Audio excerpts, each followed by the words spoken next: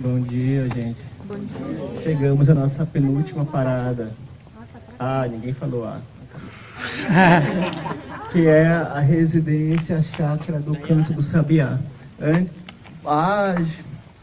Para falar de arquitetura, de construção, da forma, é necessário fazer algumas salientações de que as residências, elas são um processo de construção histórico, que refletem o socioeconômico, o tempo e o próprio espaço geográfico do nosso país. Quando os portugueses aqui chegaram, eles implantaram primeiramente um sistema de plantation e nós viramos uma colônia basicamente de exportação de produtos primários, de produtos da terra. Então, as residências, quando elas se inserem pelos portugueses no país, elas são basicamente um rural mais forte do que a própria cidade naquele momento. E surge, naquele primeiro instante, a Casa Grande. O que é a Casa Grande? Na Casa Grande tem um momento econômico e social da escravatura, uma casa, o próprio nome, com bastante quartos, com bastante cômodos, em que os escravos faziam toda a parte de serviços, inclusive de transporte de dejetos dos próprios inquilinos, em que você tinha um setor social e tinha um serviço bem diferenciado, vamos assim dizer. Onde ficava a cidade nisso? A cidade, ela começa a se desenvolver e as residências ela se insere, né, nessa cidade a partir que a grande maioria das cidades eram litorâneas pela questão da acumulação da produção, pelo próprio transporte dessa produção pelos meios dos rios, pelo meio dos portos, e essas residências na cidade, elas surgem, residências térreas mesmo, inicialmente com um porão não habitado e posteriormente com um porão habitado. E essas residências térreas, basicamente, vão ter inicialmente uma fachada composta de três grandes janelas e posteriormente surge uma varanda. Essa varanda lateral da residência, ela também se assemelha às antigas varandas da Casa Grande. A diferença é que as varandas da Casa Grande, elas são um modo do patrão ficar vigiando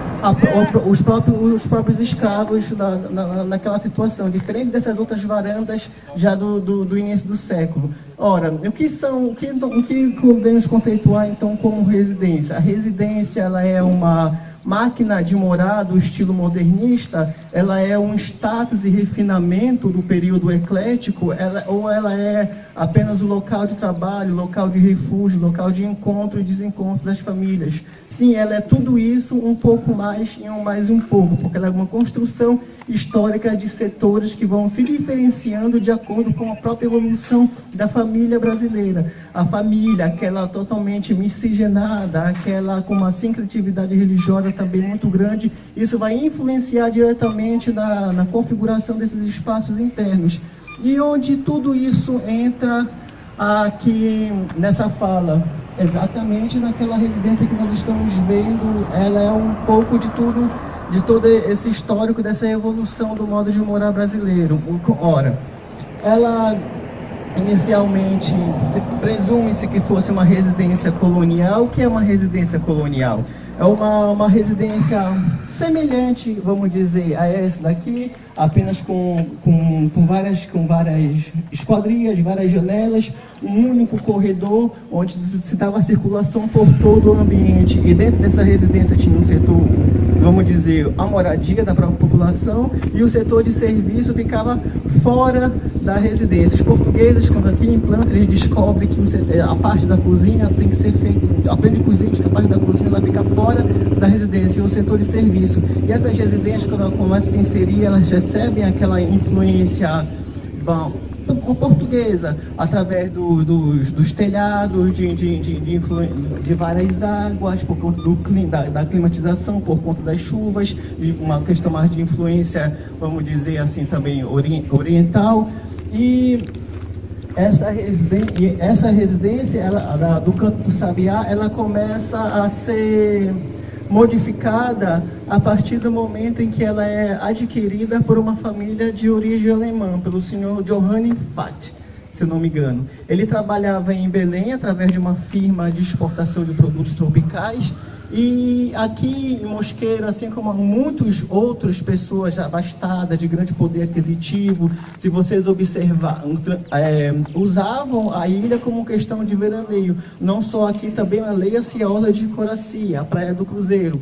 Se vocês forem reparar a outra parte da orla de Mosqueiro, mais para o Farol, para o Morumbira, nós temos muitos chalés ainda remanescentes desse período.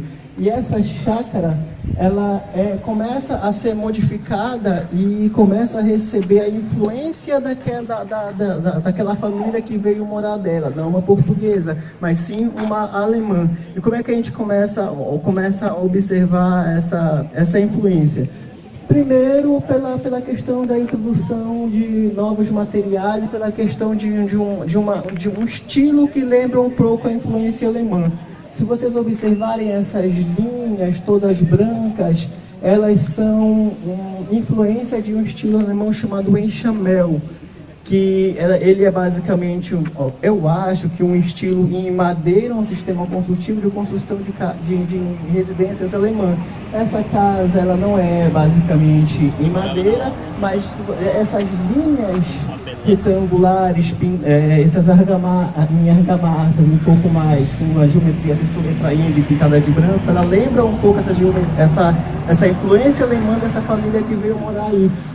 Quando eles vieram morar aqui, eles passaram 10 anos morando nessa residência por questão política da época da Segunda Guerra, e ele começa a adquirir o terreno ao redor e a residência se transforma num sítio, onde posteriormente, mais ali na frente, nós vamos falar mais dessa questão da inserção da residência junto com o sítio urbano.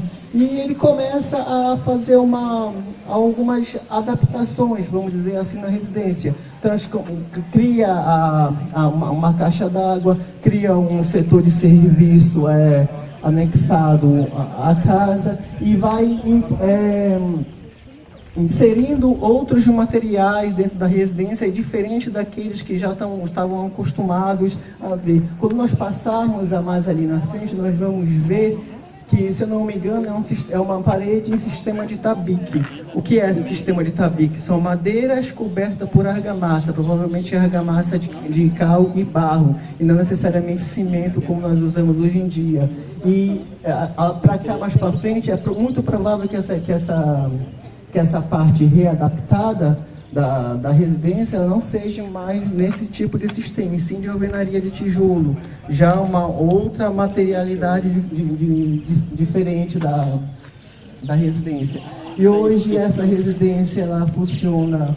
O senhor Johannes Fatt falece, se eu não me engano, na década de 50, e essa residência ela começa a ser passada de geração em geração para seus filhos. Hoje, ela ainda se eu não me engano, dos seus descendentes. Eles utilizam hoje em dia essa residência como uma pousada e como um restaurante também. Fizeram outras adaptações, como nós podemos observar, que é a questão dessa cobertura, onde tinha um pátio provavelmente externo à pluviosidade, é provável que o dinheiro arrecadado por esse restaurante, pela própria comercial, agora da hospitalidade, seja reinvestido na própria manutenção dessas edificações, que são de custo bastante oneroso.